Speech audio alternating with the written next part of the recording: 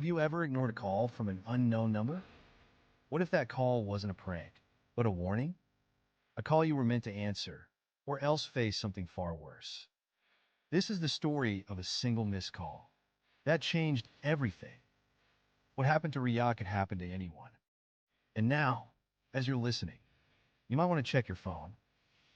But be warned, some calls are not meant to be ignored. Will you dare to listen till the end?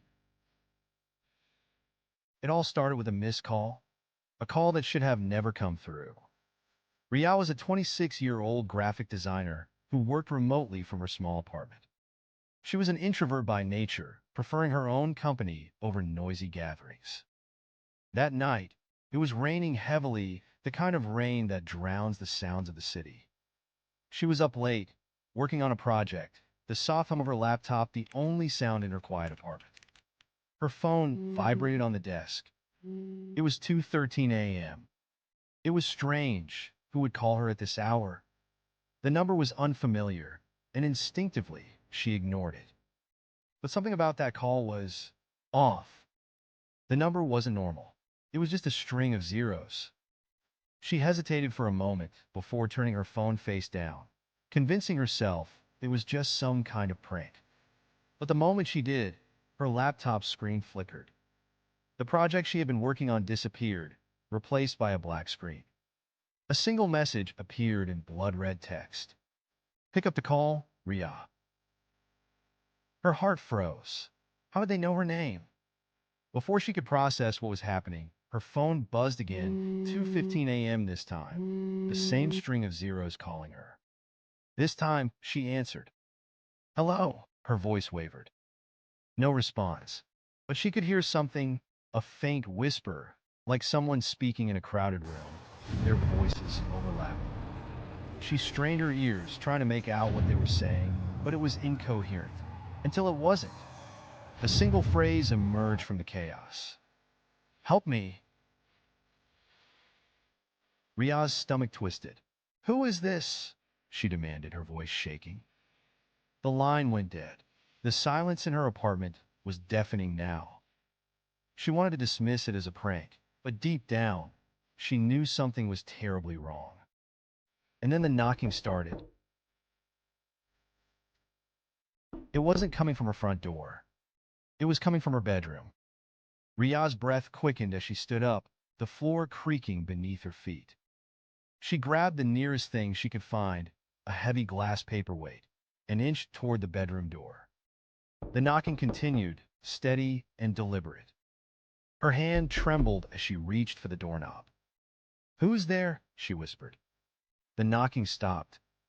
The silence that followed was suffocating. She pushed the door open, her eyes scanning the room. Nothing. The room was empty. But as she turned to leave, her eyes caught something on the mirror. It was fogged up, as if someone had breathed on it. And there, written in the condensation, were the words, Don't ignore the call. Riya's instinct screamed at her to leave, to get out of that apartment, but her legs felt rooted to the spot. Her phone buzzed again, 2:30 a.m., the same number. This time, she didn't answer. Instead, she threw the phone across the room. It hit the wall and shattered. For a moment, she thought it was over. But then her laptop powered itself back on. The screen glowed with the same blood-red text. You shouldn't have done that. And then the power went out. Riya's apartment was plunged into darkness. The only light came from the occasional flash of lightning outside. She fumbled for her flashlight, her hands trembling. As she turned it on, the beam of light illuminated the living room, and her heart stopped. There in the corner of the room stood a figure. It was a woman, her face obscured by long, wet hair, her head tilted unnaturally to one side. She wore a tattered white dress, stained with something dark. Riya gasped, dropping the flashlight. When she scrambled to pick it back up, the figure was gone. She bolted for the front door, yanking it open, only to find another hallway. But this wasn't her building's hallway. It stretched endlessly, dimly lit by flickering bulbs. She turned around to go back inside, but her apartment was gone. Now, the whispers grew louder, surrounding her. They were saying her name over and over in a chilling harmony. Ria, Ria, Ria. Ria ran, the hallway stretching endlessly before her. She didn't know where she was going, but she had to get away.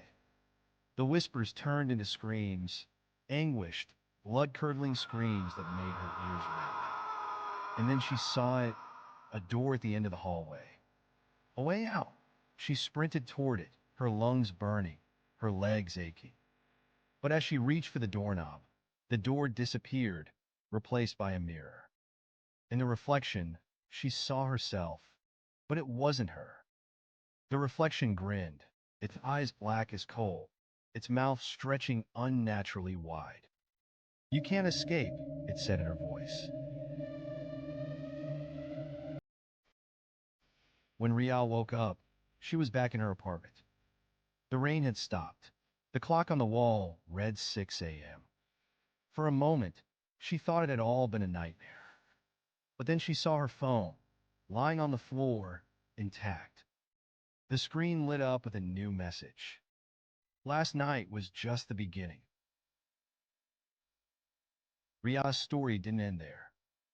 The calls continued, each one more horrifying than the last. She tried everything, changing her number, moving to a new city, even smashing her phone, but it didn't matter. Because some calls you can't ignore. And now, as you're watching this, you might want to check your phone. What if your phone buzzes next? Would you answer it? If you enjoyed this story, so don't forget like and subscribe.